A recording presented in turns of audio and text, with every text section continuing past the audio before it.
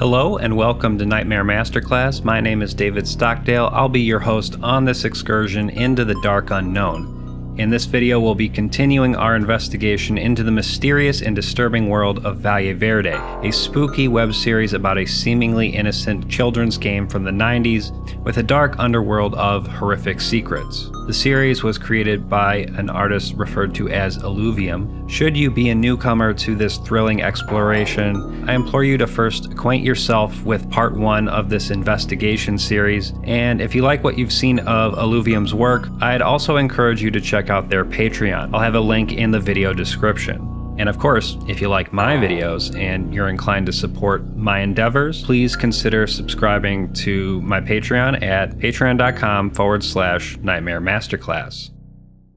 I want to take a moment to thank our sponsor for today's video, Brilliant. As we analyze the themes and narratives in Valle Verde, it's important to remember that learning and expanding our knowledge is an ongoing process. That's where Brilliant comes in. Brilliant is great because it has thousands of lessons on everything from foundational and advanced math to AI, data science, neural networks, and more. I've personally enjoyed the lessons on AI, which helped me to understand the core concepts behind this fascinating technology. You can try everything Brilliant has to offer for free with a 30-day trial by visiting brilliant.org/Nightmare Masterclass or by clicking the link in the video description.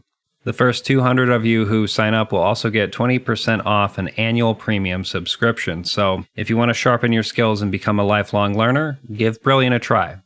Now, without further ado, let's plunge once more into the enigmatic abyss of Valle Verde.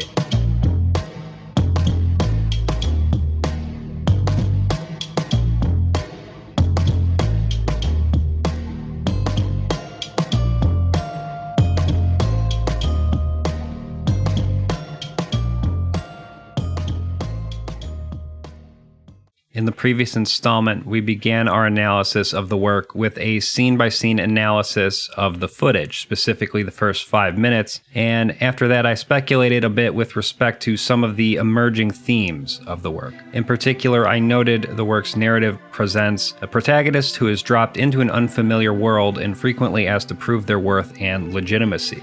I hypothesized that perhaps this depiction highlights the struggle of finding one's place in a new environment, a challenge many individuals face in their own lives. One might even say the work is allegorical in some respects, as it perhaps illustrates the experience of a refugee seeking a better life in a new country. But that's just one way to look at things. In this installment, I'll pick up precisely where we left off, diving back into the world of Valle Verde to further unravel the web of themes woven throughout the series. As of now, it is my understanding that a second installment of the series is in the works, so be sure to subscribe to Alluvium's channel so you can get notified when a new video comes out. As we delve deeper into the first installment of Valle Verde, we'll keep an eye out for subtle motifs and allegorical elements that might be hiding just below the surface. My primary aim is to uncover new layers of meaning and shed light on the work's potential commentary with respect to society and power dynamics. So get ready to jump back into the captivating world of Valle Verde as we continue our journey through this compelling narrative landscape. First, let's go over the basics. In essence, the video showcases an unreleased PS1 game from 1997 called Valle Verde, which has in the past garnered the investigative attention of two named individuals, Robert Saturn and Pablo L. Gutierrez. It is relayed that the game was under investigation due to peculiar anomalies surrounding malfunctioning AI and corrupted learning data. During the 5th test session, the player, in all likelihood one of the investigators, interacts with a character named Roddy, exchanging basic information to obtain a provisional document. Interestingly, the character's avatar is an innocent-looking boy standing in stark contrast to the eerie occurrences and events unfolding throughout the series. As the player navigates this strange world, they encounter whimsical, cartoonish characters such as a purple fox named Foxo and a blue cat who is capable of piloting an old-timey aeroplane. These quirky characters provide a sense of levity to the game, even as the underlying sense of unease continues to build. Additionally, the game features characters from various countries like Georgia, Japan, Ireland, and France, with their flags lowered to symbolize defeat and subjugation. Of course, the notable exception in this scenario is the Argentinian flag, which is displayed in a raised position. I speculated that perhaps these various scenes might be construed as visual metaphors which emphasize power dynamics and the impact of political and military intervention on individuals. I also observed that the game seems to adopt a realist perspective on international relations, focusing on power dynamics rather than moral judgments. The work showcases the tension between individual characters trapped within the game and the larger framework of our global system, highlighting the influences of broader forces on the struggles of individuals caught in the crosshairs of large-scale historical events. While at this stage the plot is not entirely established, it is clear enough that the game's mix of whimsical and ominous elements, combined with its exploration of historical and geopolitical themes, creates a rich and engaging narrative that invites the audience to consider the complexities of power, control, and the displacement of people. As we continue to analyze the footage, it will certainly be interesting to see how all of these themes evolve and how the game's artificial intelligence fits into all of this. Before we proceed, I just want to address a few astute comments I received on my last video. Just a bit of context before moving forward. In the previous installment, I mentioned the flag displayed in this scene was not the current Georgian flag, but rather that of the Democratic Republic of Georgia, which existed from 1918 to 1921. A discerning viewer noted that the Georgian flag displayed in the game was, in fact, the current flag at the time of the game's development. Apparently, if this date is any indication, that would be the year 1997. Now, that's a fair point. The design is extremely similar to the 1918 version, but I failed to mention that this design would have been the country's flag at the time. The only major difference is the aspect ratio of the black and white square in the upper left-hand corner. This version was the Georgian flag from 1990 to 2004. It is very clearly intended to call to mind the pre-Soviet era Democratic Republic of Georgia, yet its association with post-Soviet turmoil diminished its allure, ultimately prompting the design's replacement following the Rose Revolution. And yet, while the Georgian flag depicted in the game was indeed accurate to the time of its supposed creation within the fictional universe, the historical context of Georgia's flag and the country's evolution over time should not be glossed over. Here at Nightmare Masterclass, we do not take anything at face value.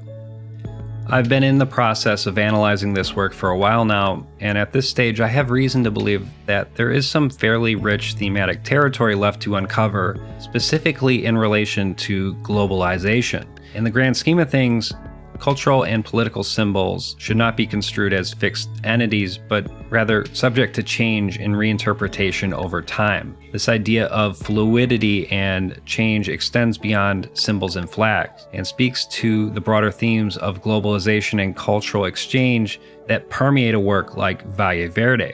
As we have seen, the game draws inspiration from various cultural sources, incorporating elements from Japan, South America, and other traditions. This process of cultural blending and borrowing, while often celebrated for its ability to create new and diverse forms of art and expression, can also lead to the erasure or commodification of cultural practices and identities. By exploring the symbolic and thematic elements of Valle Verde, we can perhaps gain a deeper understanding of how cultural exchange operates in our globalized world, as well as the potential benefits and negative consequences of this process.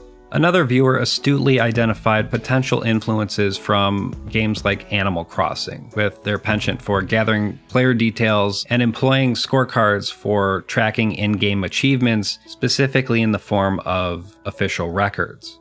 They further suggested that the lowered flag might symbolize the demise of a player, with the specific flags representing the nationalities of the respective players. While it's certainly true that Animal Crossing uses similar conventions to document and track the player's progress, it is nonetheless the case that the general emphasis on paperwork and official-looking documentation when it comes to gathering player details and tracking achievements is rather telling. When a mode of governance becomes so ubiquitous that it pervades the very logic of a video game for children, it's worth noting The incorporation of such elements into Valle Verde raises questions about how bureaucratic processes affect everyday people. Perhaps the true question is whether the work's employment of such conventions constitutes mere pastiche, which would be a flat, non-critical representation, or something more akin to parody, which offers a certain degree of critical distance.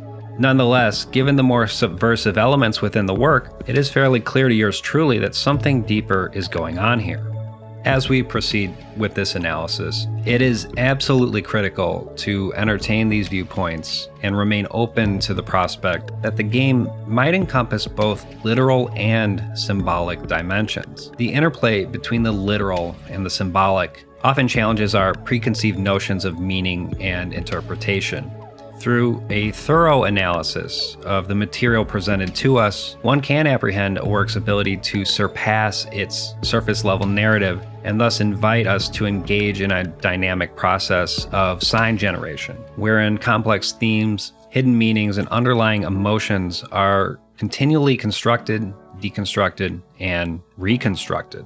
This approach emphasizes the ever-evolving nature of interpretation and embraces the notion of the death of the author, which asserts that the creator's intentions and perspectives hold no ultimate authority over the work's significance. In fact, it would be a mistake in the first place to pretend we know what the creator is thinking. Instead, meaning is fluid and multifaceted, residing in the space between the text, the reader, and the broader cultural context.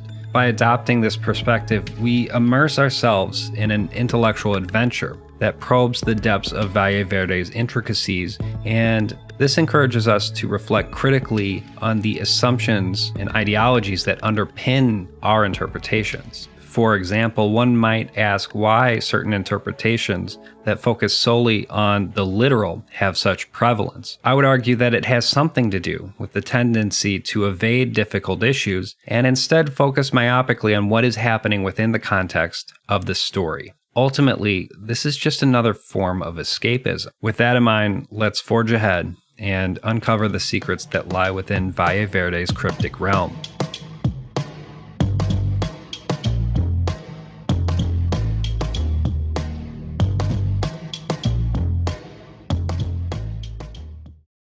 Again, we're picking up where we left off around the 5-minute mark. Foxo guides the player back to the town square, where they are greeted by an opulent sight. A golden statue of Foxo standing proudly in the center of the square. The statue is meticulously crafted, capturing Foxo's likeness with stunning precision. It is a remarkable testament to the character's importance within the game's universe. Foxo takes a moment to explain the significance of the monument, stating, "This is a monument to my person. Solid gold, 99 carat." The mention of the gold's purity indicates the level of esteem and adoration Foxo seemingly commands in this world. It's important to pay attention to what is emphasized and what is quickly glossed over in this work. Monuments have the power to shape collective memory and identity. By immortalizing Foxo in gold, the work may be calling attention to the various ways in which certain individuals or events are commemorated, while others are forgotten or marginalized. Foxo elaborates on his position, stating, "The Smiling One has given me absolute authority over this area. It's mine. I own it." Foxo's emphasis on his status as the ruler of this region seems to indicate a deep sense of pride. This information suggests a hierarchical structure reminiscent of the feudal system, with the enigmatic Smiling One acting as the supreme ruler or sovereign, and Foxo serving as a feudal lord. This arrangement grants Foxo complete dominion over his designated area. The mention of the Smiling One introduces a new mysterious element to the narrative. At this stage, there is little information available to determine the identity or nature of this entity. It could be a person, a group, or even the artificial intelligence mentioned earlier in the story.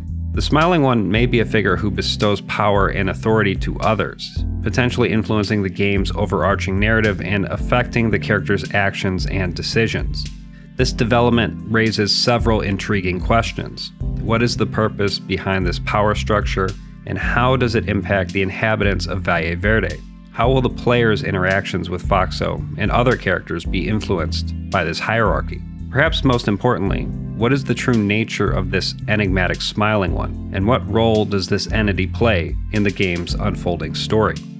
Foxo says, "There's something else I wanted to tell you. If you have an inclination of knowledge or robotics, Debug is the perfect place. You can find Ito in the museum, just a few steps from here. He's always looking for new assistants for his investigations." It would seem that Ito, a character we have not yet encountered, plays a role in the broader narrative. His search for assistance might indicate a world of intrigue and hidden knowledge that is yet to be discovered. Foxo offers another option. If instead you are more inclined to robotics, you can go see Dr. Nito, although you'll have a hard time finding him outside his subterranean laboratory. The introduction of Dr. Nito, an elusive figure who operates from a subterranean laboratory, suggests a layer of technological complexity within Valle Verde. The mention of robotics and hidden research facilities adds another dimension to the game's universe, implying a broader context in which power dynamics may also be influenced by technological advancements. Foxo continues, "I would speak to Isaac, his boxer robot. The existence of a boxer robot named Isaac further highlights the game's technological underpinnings. It raises questions about the role of artificial intelligence in robotics within the game's world, and whether these things serve as tools for control or liberation." Foxo continues, "One more thing, this one's on the house." Foxo then gives the player 100 coins. However, his dialogue box suddenly turns red, signaling a possible shift in the tone of the conversation. Foxo says, "Remember that the next elections." The implications of Foxo's words are intriguing. On one hand, Foxo has explained that the Smiling One has granted him dominion over Debug, which would seem to indicate that Foxo's position is appointed. On the other hand, the mention of elections suggests that Foxo is an elected official, presumably subject to recall or being voted out. In this scenario, it would appear that Foxo is attempting to buy his way to victory in the next election by giving the player coins, perhaps as a form of bribery. These apparent contradictions within Valle Verde's political system raise questions about the nature of power and governance in the game's fictional universe. Is Foxo truly an appointed ruler, or is his position more precarious, relying on support from the electorate? Are elections in Valle Verde merely a facade for the control exerted by the so-called Smiling One, or do they represent a genuine opportunity for change? It calls to mind the complexities and ambiguities of real-world politics, where lines between appointed and elected officials are often blurred, and the influence of money and power can shape the course of historical events. Keep these things in mind as we move forward. The player turns away from Foxo in order to explore other parts of the game. However, the player is then forced to engage with Foxo yet again. As they do so, there's an ominous pause, and a sudden, inexplicable event occurs. All of the player's money is abruptly taken away, leaving them not only penniless, but also in massive debt. At the end of this bizarre exchange, the player's balance stands at an alarming negative 99,999, which appears to be the absolute maximum amount possible within the game's parameters. This unsettling turn of events raises a plethora of questions about the nature of wealth within the world of Valle Verde. What caused this sudden and extreme depletion of the player's resources? Is it a glitch in the game, or is it a deliberate act orchestrated by Foxo, or perhaps the artificial intelligence operating within the game? This sudden and inexplicable loss of the player's money might indeed be one of the so-called anomalies that investigators Robert Saturn and Pablo L. Gutierrez have been tasked with examining. As we know, the two are investigating Valle Verde for potential issues related to malfunctioning AI and corrupted learning data. The abrupt and extreme financial shift experienced by the player could be a manifestation of these underlying issues within the game's programming.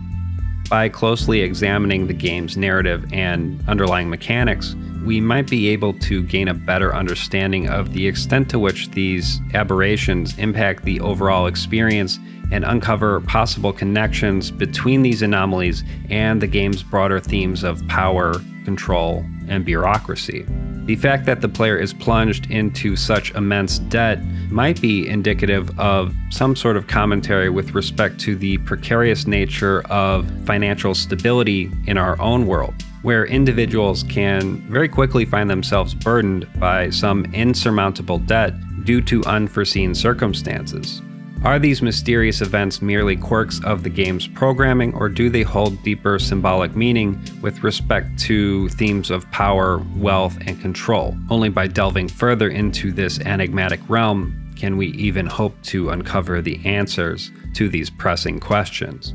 As the player ventures down a pathway, an intriguing piece of information appears in the lower left-hand corner of the screen. The text reads, Anomaly, TX16, Spontaneous Level Generation, 2/14/1997, 801. This message seems to indicate that the player has encountered an instance of spontaneous level generation, possibly as a result of a glitch or an anomaly within the game's code. In all likelihood, this event is another one of the anomalies that the investigators are looking into. The timestamp provided, 2/14/1997, 801, might offer insight with respect to when this specific anomaly was first detected or documented. Following the appearance of this message, the screen fades and the player reappears in a surreal level filled with gigantic slices of cake. The sudden and seemingly random appearance of this whimsical environment further underscores the unpredictable nature of Valle Verde's world. It raises questions about the extent to which the AI might be generating content outside of the intended design parameters, creating an experience that is both captivating and disorienting for the player. As our investigation unfolds, it will be crucial to consider how these anomalies contribute to the game's overall narrative and atmosphere. The player, seemingly intrigued by their surroundings, switches to a first-person perspective for a moment, surveying the environment. They proceed to check the in-game map, revealing various locations: town hall, museum, library, laboratory, and bar. As expected, the player is in close proximity to the town hall. A nearby structure marked by a cross appears to be a church or some kind of religious establishment. Curious about the game's mysterious level generation, the player backtracks to the town hall and retraces their steps towards the newly generated level. The player ventures through the cake-filled level again. He walks directly through the level and proceeds to the next area. As the player delves further into the game, they are suddenly confronted with a horrific sight. Eyeballs dominate the player's surroundings, lending an eerie and unsettling atmosphere to this new level. A series of statues, each bearing a single unblinking eyeball on their faces, stand sentinel throughout the area. To heighten the sense of dread, a solitary, massive eyeball looms in the sky above, gazing down upon the player with unnerving intensity. This unsettling imagery raises questions about Valle Verde's underlying themes.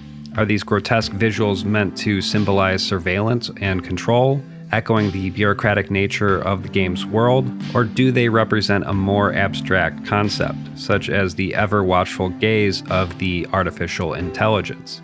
As the player continues their journey through this peculiar world, they stumble upon yet another intriguing level. This time, the environment is filled with towering piles of gold coins, seemingly stretching as far as the eye can see. The soundtrack undergoes a noticeable shift, with the repetitive sound of a cash register opening and closing, providing an almost hypnotic background to the player's exploration. This level's focus on material wealth and the overtly commercial soundscape begs further analysis. The fact that the player's previous interaction with Foxo involved the exchange of coins and the subsequent manipulation of the player's financial status only adds to the potential significance of this level. It's possible that Valle Verde is using this particular level to critique the way in which money, and by extension economic power, can dominate and dictate the lives of individuals within the capitalist system. The repetitive cash register sounds might be an attempt to underscore the relentless and pervasive influence of consumerism in our everyday lives. Perhaps it is the case that we lack the freedom to shape our own lives, but we nonetheless have the freedom to buy various commodities in the marketplace. The player discovers a fascinating juxtaposition within this level, as they notice a series of abstract oil paintings scattered among the heaps of gold coins. The first one, I believe, is a Picasso painting, although I haven't quite been able to identify it as of yet.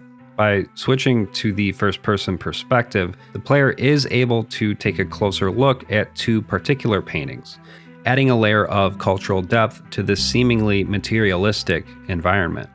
This painting is called Mask Still Life 3.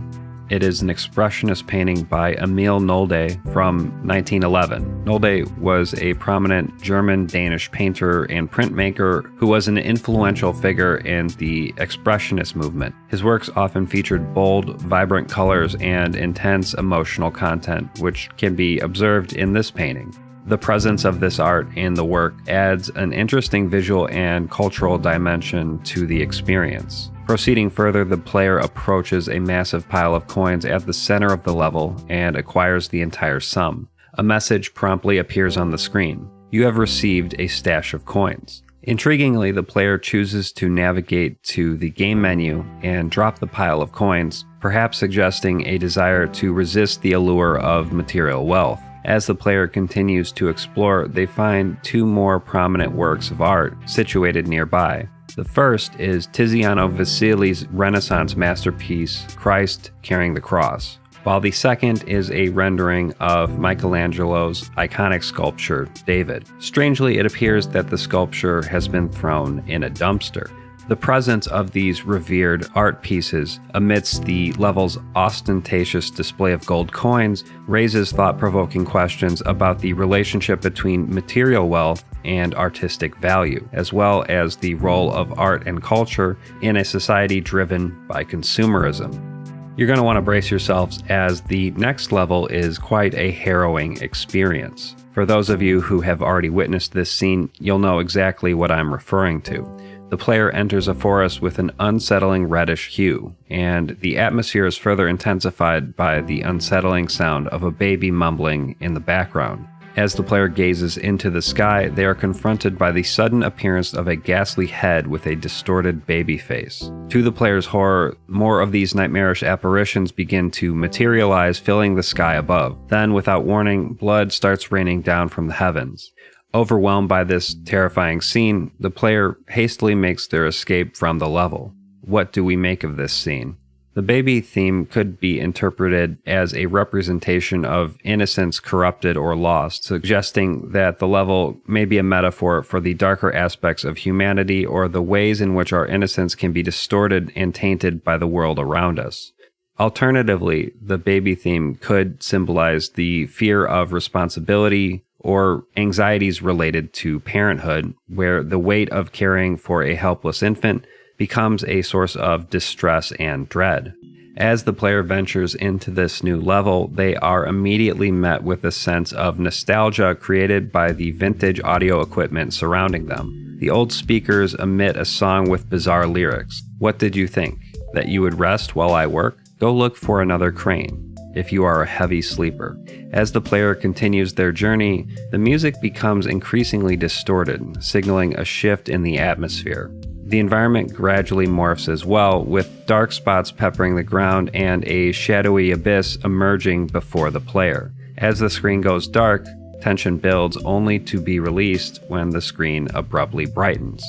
The colors now appear muted, as though the player has crossed some invisible barrier or entered a new realm.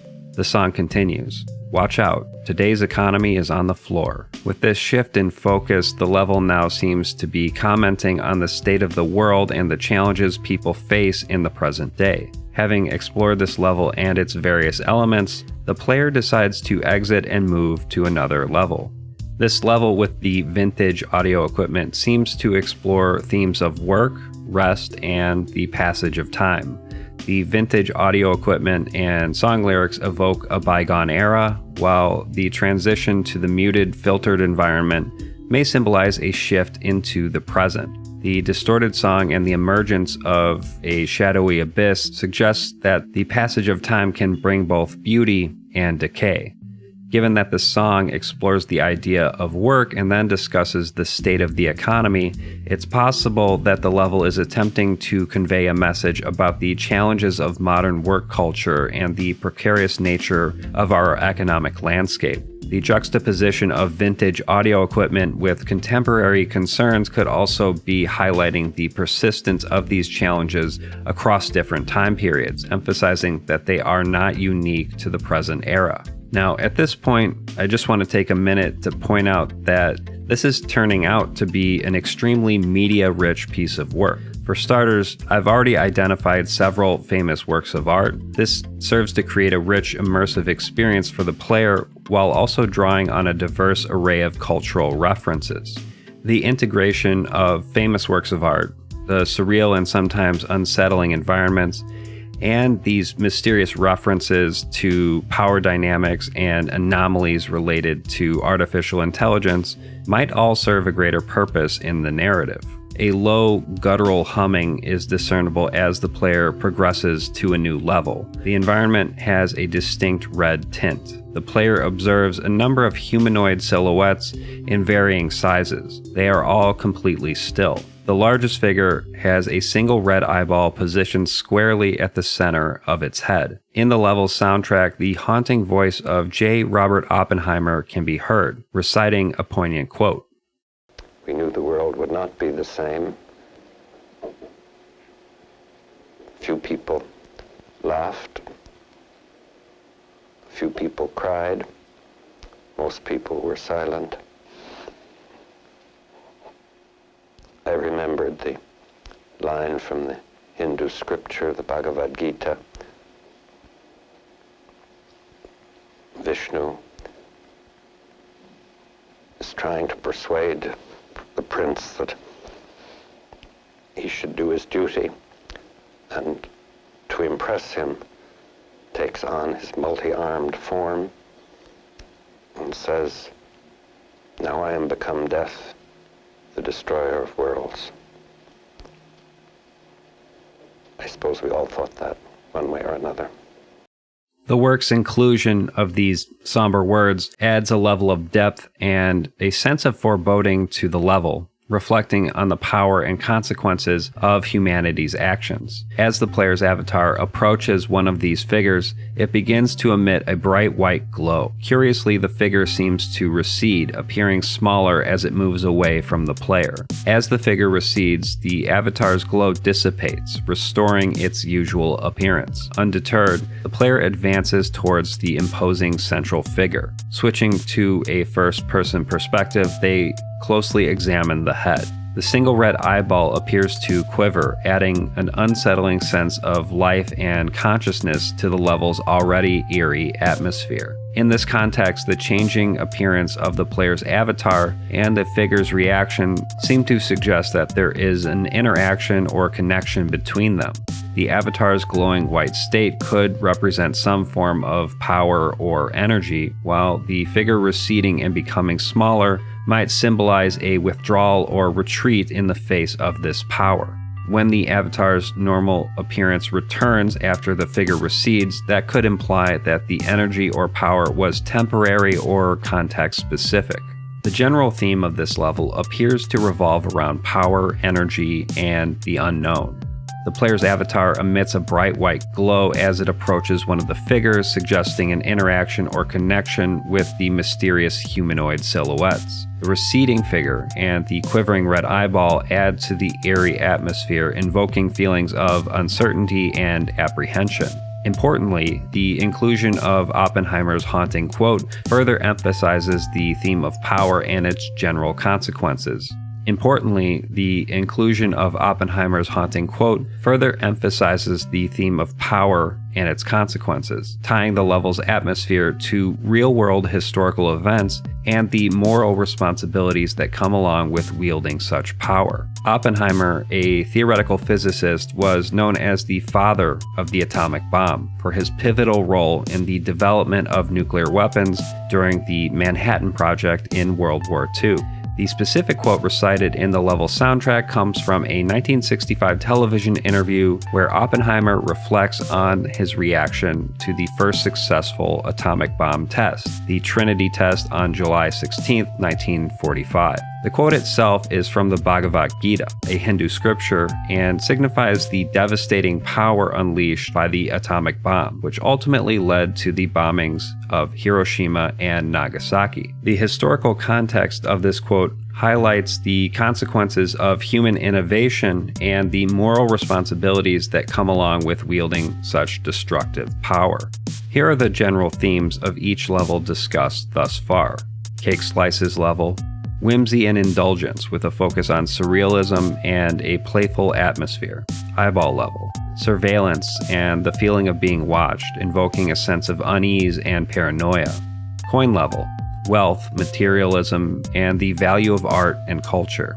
Distorted babyface level, the corruption or loss of innocence, fear of responsibility, and the anxieties related to parenthood.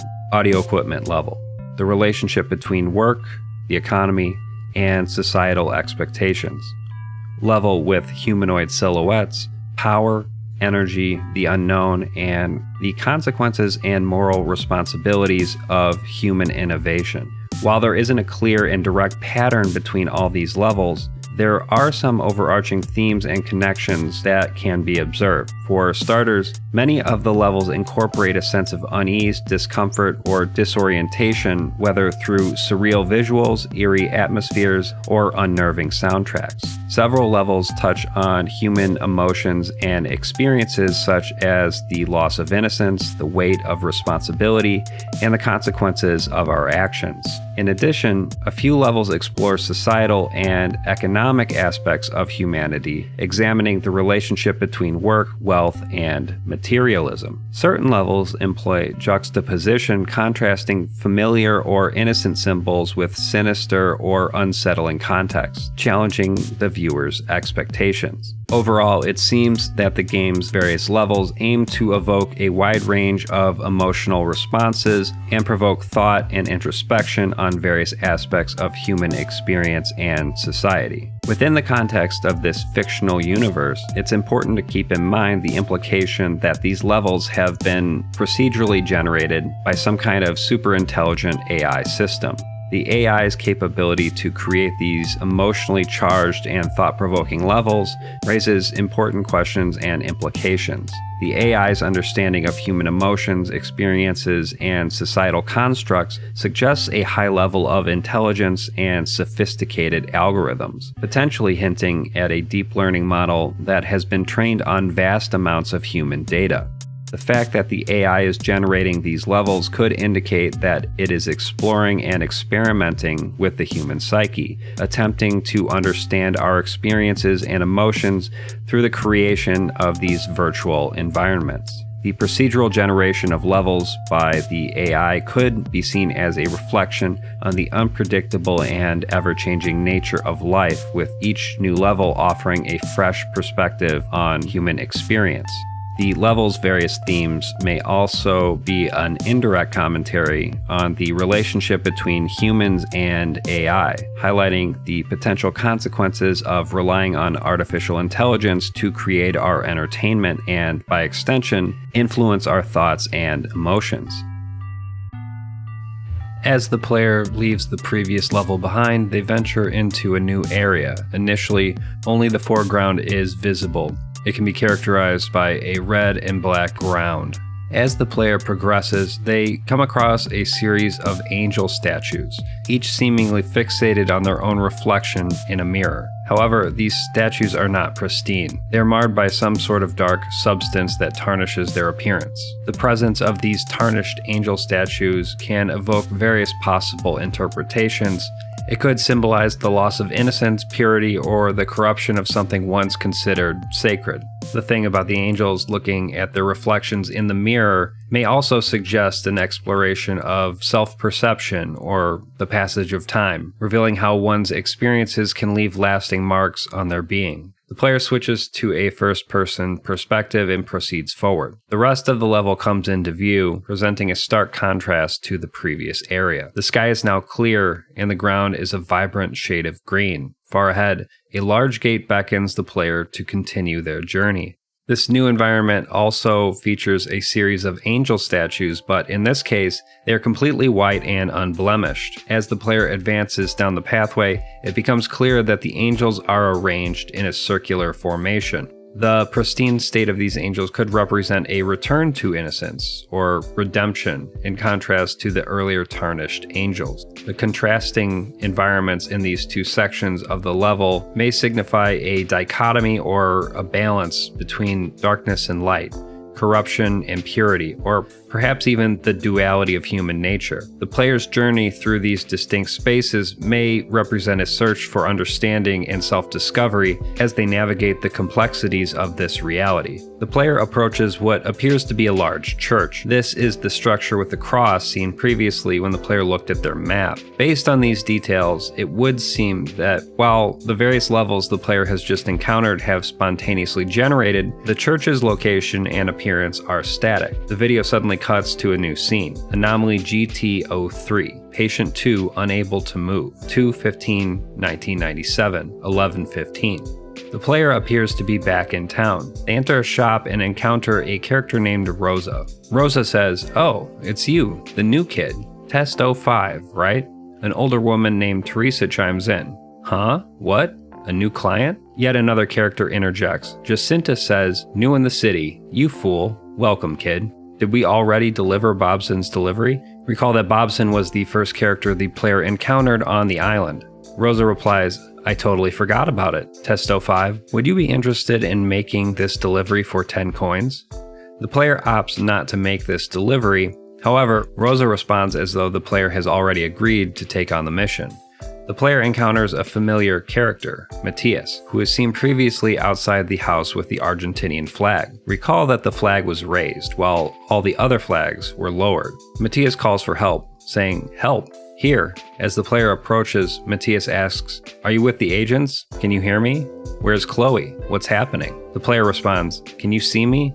Can you see the bar?" Matthias confirms that he is able to see the bar, but he can't move. The player inquires, "Do you see someone? Do you know where the others are?" Matthias is disoriented and frightened. He asks, "What happened?" "I want to speak to Mom. I want to speak with Mr. Kunimochi." The player informs him, "He is no longer working with us." Matthias pleads, "I don't want to play anymore. Please get me out." Suddenly, the screen glitches and goes dark, cutting off Matthias's plea for help. Based on the available information, it appears that the characters in this game may be involved in a larger, more complex narrative than initially apparent. Matthias's sudden plea for help and his questions about the other characters suggest that they could be part of an experiment or trapped in the game against their will. Recall that Matthias mentions agents and a Mr. Kunimochi. This hints at a more intricate backstory and the possible presence of an external force controlling or observing the character's actions. At this stage, I think we can make some general observations. The game's reality appears to be a blend of procedurally generated levels and static locations like the church or the town square. Characters within the game may be trying to navigate this unpredictable environment while seeking answers and a way out. The abrupt screen glitch and darkness at the end of Matthias's plea for help could imply that some controlling force may be monitoring the characters and actively intervening to prevent them from discovering the truth or escaping. However, these interpretations are speculative. They're just based on the information presented to us so far. The true nature of the story and the characters' roles within it might become clearer as more details are revealed. The unpredictable environment created by a blend of procedurally generated levels and static locations can be understood to signify the uncertainty and instability faced by individuals in the modern world. This uncertainty extends to both the player and the characters within the game, reflecting the shared experience of navigating an unpredictable and ever-changing global landscape. The complex interactions between characters and their reactions to unfolding events emphasize the depth of relationships and backstories reflecting the diverse experiences and challenges people face in their daily lives. By fostering empathy and curiosity in the viewer, the game highlights the importance of understanding and acknowledging the struggles of individuals as they try to make their place in a complex and interconnected world. There's a very strong implication here of the existence of some external force exerting control or, at the very least, surveillance over these characters. This mysterious force can be seen as a representation of the various systems and bureaucracies that individuals must navigate, often feeling powerless against the unknown and complex authorities. The tension and intrigue created by this external force further emphasize the challenges and uncertainties faced by modern individuals, urging the viewer to question the true nature of the story and the roles of the characters within it.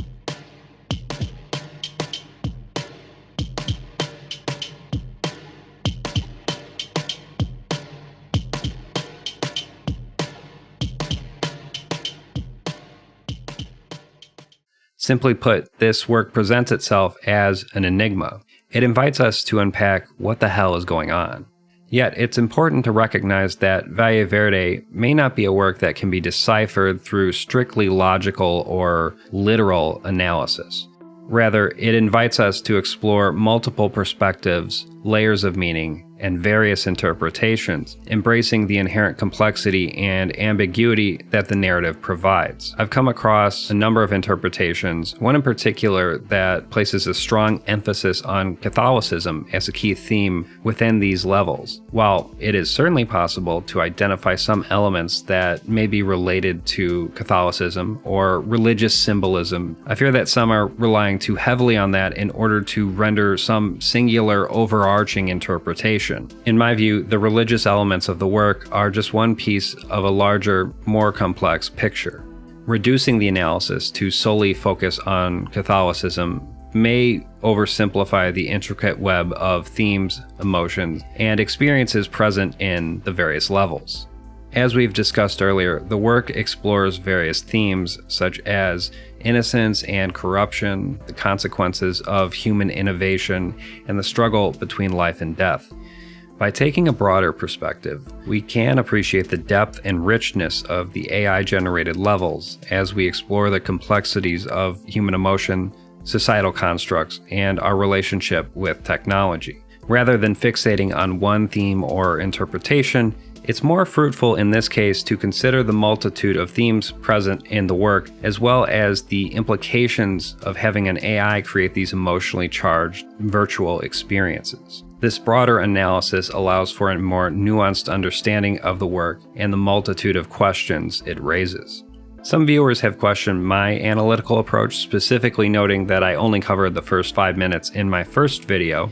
While it's understandable that people want clear answers in a concise format, the dense nature of this work requires a more deliberate examination. As we slow down and focus on the details, it becomes evident that interpretations focusing primarily on aspects like religion may not be as thorough or as satisfying as they first appear. With the Valle Verde investigation, my goal is to dive deeper into this complex and multi-layered work, recognizing that it can't be entirely understood or appreciated through a single, straightforward explanation. By taking our time to investigate the finer points, we can discover a wide range of potential meanings, which allows for a more comprehensive understanding of the work as a whole. In light of this narrative's intricacy, it seems fitting to approach it with careful attention and thorough analysis. That's what I'm shooting for, at least. That wraps it up for this installment of Nightmare Masterclass. If you enjoyed this video, maybe think about supporting me on a monthly basis at patreon.com/Nightmare Masterclass. Thank you for watching, and good night.